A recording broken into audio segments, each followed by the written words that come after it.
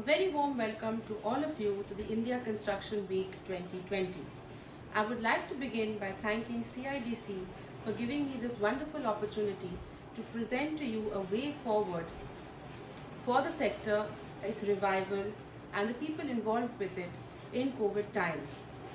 The focus of my presentation is going to be on skilling as an intervention. Before I proceed further, I would like to take a few minutes to introduce my organization, SEED. SEED is a social venture firm that has been working in the development sector for over a decade now. We have worked across the length and breadth of the country and have been blessed with the opportunity of learning the nuances of how people work at the field and at the grassroots levels. With that as the background, let us look at a few facts and figures. What is the need for this kind of an intervention in a sector which in our country is already quite mature? Well, more than 80% of the employed in building and the construction sector are minimally skilled force. 64.8% of India's population would be in the working age of 15 to 64 years. The current capacity of the skill development programs is 3.1 million. India has set itself a target of skilling more than 500 million people by 2022. The construction industry itself is growing at an excess of 16% per annum and was likely to reach a 50,000 crore billion by the end of the 12th five-year plan. It is estimated that about 310 lakh workers are working in the construction sector, of which 79% are unskilled.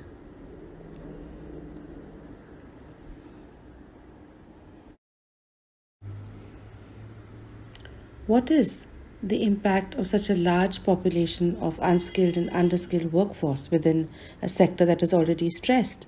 It leads to substandard work, delay in delivery of project, and wastage of raw materials.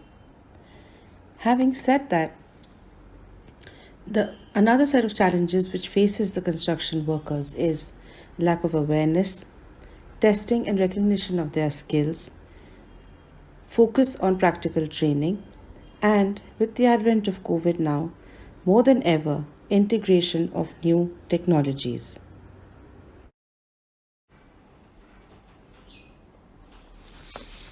To address this challenge, the importance of a multi-sectoral, a multi-partner, and a multi-institutional approach has never been more critical. The three key partners in this would be, of course, the government, who has in the last couple of months launched several programs to enable not only the sector, but also focusing on skill and concentrating on the workforce which holds the sector together. The corporates, who as part of their CSR initiatives are focusing on how to aid the government programs further through their contributions, and also while they are faced with the challenge as well, how to enable their workforce to cope with this crisis.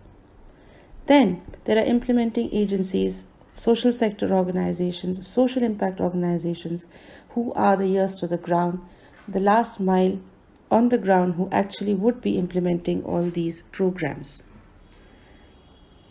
While we would discuss the challenges and the way forward, what are some of the challenges that the sector is facing at this moment? First, while we say skilling is very important, mobilizing candidates post-migration due to COVID-19 is a major challenge. Then, there are institutions which have the intent, have the vision, but may lack institutional capacity with increased requirements to meet training targets in the next quarters. Limited availability of IT infrastructure for conducting online training. As we know, contact training is becoming increasingly more difficult, and in the new normal, IT is the way to go. Building capacity around that is another challenge that the skill sector faces. Reduced debt serviceability of skilled service providers, expediting disbursements to relevant stakeholders to ensure liquidity and continuity in the system. The lack of employment and apprenticeship opportunities due to the deferment of recruitment by the industry are some of the other challenges. But it's not all bleak out there, because all of us, while we work together, will also find solutions together. The pandemic not only poses a threat to the health and lives of millions around the world, but also paves the way for systemic social and economic turmoil. The disruptions are affecting the workforce across sectors. While people in critical sectors such as healthcare are overburdened with work, others in sectors such as construction, tourism, hospitality are all struggling to earn their livelihood. The manpower engaged across various sectors is exposed to a different set of challenges under the current circumstances, and the recovery path for each sector is going to be a different one whenever life returns to normal, or the new normal as we call it. All this requires a more tailored counter approach. This is why I feel our country's skill development ecosystem is the backbone of tomorrow's workforce. It not only provides for vocational trainings, but also assures that the same is translated into meaningful employment through the demand supply mapping of skill sets across sectors.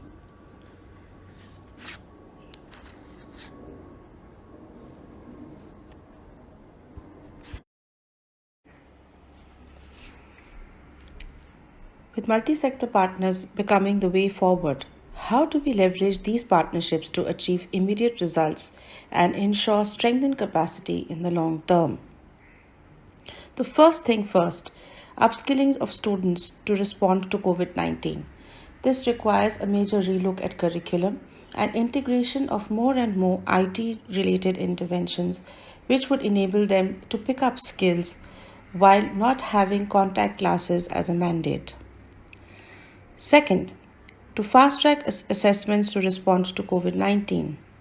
A key role here is being played already by the Directorate General of Training, the NSDC, state skill development missions, sector skill councils, and assessment agencies. This will help the participants not only upgrade their skills faster, but the response to market and the response to demand in terms of turnaround of availability of manpower will also be hastened. The third aspect which I would like to stress on would be the bandwidth light teaching aids. Teaching aids which require a simple IT interface so as not to intimidate the end user. The IT technology which smaller social sector organizations can implement immediately without too much of an out-of-pocket expenditure on their part will help the entire process function more efficiently. Next, the online industry connect and skilling management tools, where we look at online mentoring, ability of the industry to reach out to participants and beneficiaries directly, online interviews, as well as hand holding some of these beneficiaries over a longer period of time. All this would go a long way in enabling the sector to revive faster, as well as preparing the new workforce for the challenges that lay ahead.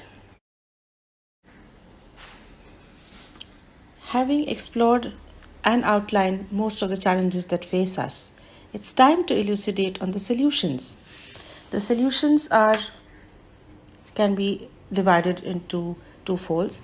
One is relooking at the courses that we offer, not only at the point of entry, but looking at the migration of labor which has happened. We have enormous amount of trainers who have been in the sector for a period of time now available to us right down to the grassroots, whose skills we can utilize to train further beneficiaries faster and quicker, because they have had the opportunity to work in the sector, get practical knowledge, and probably have faced some of the challenges which their contemporaries might face.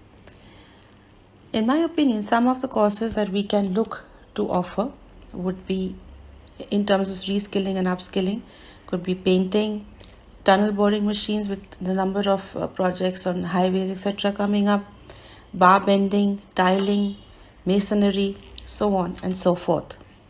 To aid all of this, and also to get a higher impact, we would also need to look at the financial planning for large-scale skilling initiatives.